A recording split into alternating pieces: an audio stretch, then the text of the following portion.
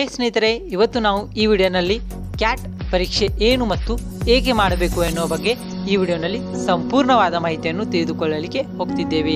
ನೀವು ಈ ವಿಡಿಯೋನು ಕೊನೆಯವರೆಗೆ ನೋಡಿ ಮತ್ತೆ ನಡೀರಿ ಈ ವಿಡಿಯೋನ ಪ್ರಾರಂಭಿಸೋಣಂತೆ. ಸೊ ಸ್ನೇಹಿತರೆ, ನಾವು ಯಾವುದೇ ಒಂದು ಪರೀಕ್ಷೆಯನ್ನು ಪಾಸ್ ಆಗಬೇಕಾದರೆ ನಮಗೆ ಆ ಪರೀಕ್ಷೆ ಬಗ್ಗೆ ಸಂಪೂರ್ಣವಾದ ಮಾಹಿತಿ ಇರಬೇಕು.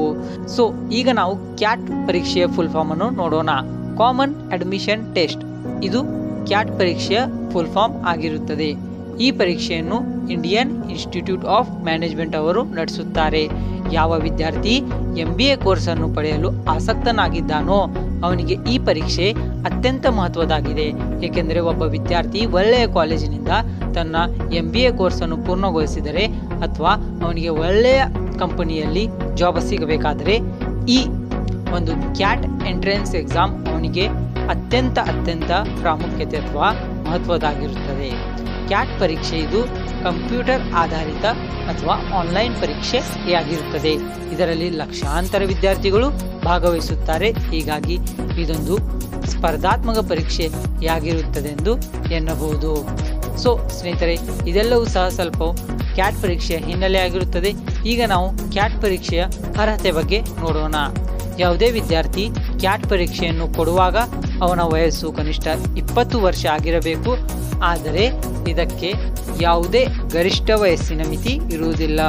ಈ ಪರೀಕ್ಷೆಯನ್ನು ಅಪ್ಲೈ ಮಾಡುವಾಗ ಯಾವುದೇ ಒಬ್ಬ ವಿದ್ಯಾರ್ಥಿ BSc ಮತ್ತು BComನಿಂದ ಪದವಿಯನ್ನು ಪಡೆದಿರಬೇಕು. ಸೊ ಸ್ನೇಹಿತರೆ, ಈಗ ನಾವು ಕ್ಯಾಟ್ ಪರೀಕ್ಷೆಯ ಪ್ಯಾಟರ್ನ್ ಬಗ್ಗೆ ನೋಡೋಣ. ಈ ಪರೀಕ್ಷೆಯ ಅವಧಿ 160 ನಿಮಿಷ ಆಗಿರುತ್ತದೆ. ಇದರಲ್ಲಿ ಒಟ್ಟು 100 ಪ್ರಶ್ನೆಗಳು ಬರುತ್ತವೆ. ಒಟ್ಟಾರೆಯಾಗಿ ಒಂದು ಸರಿಯಾದ ಉತ್ತರಕ್ಕೆ 3 ಅಂಕಗಳು ಮತ್ತು ತಪ್ಪಾದ ಉತ್ತರಕ್ಕೆ 1 ಅಂಕವನ್ನು ಕಡಿತ ಮಾಡಲಾಗುತ್ತದೆ. ಸ್ನೇಹಿತರೆ, ಇದು ಪರೀಕ್ಷೆಯ ಪ್ಯಾಟರ್ನ್ ಆಗಿತ್ತು. ಈಗ ನಾವು ಇದರ ಸಿಲೆಬಸ್ ಅನ್ನು ನೋಡೋಣ. ಸೊ ಇದರಲ್ಲಿ quantitative aptitude, data interpretation and logical reasoning, verbal and reading comprehension.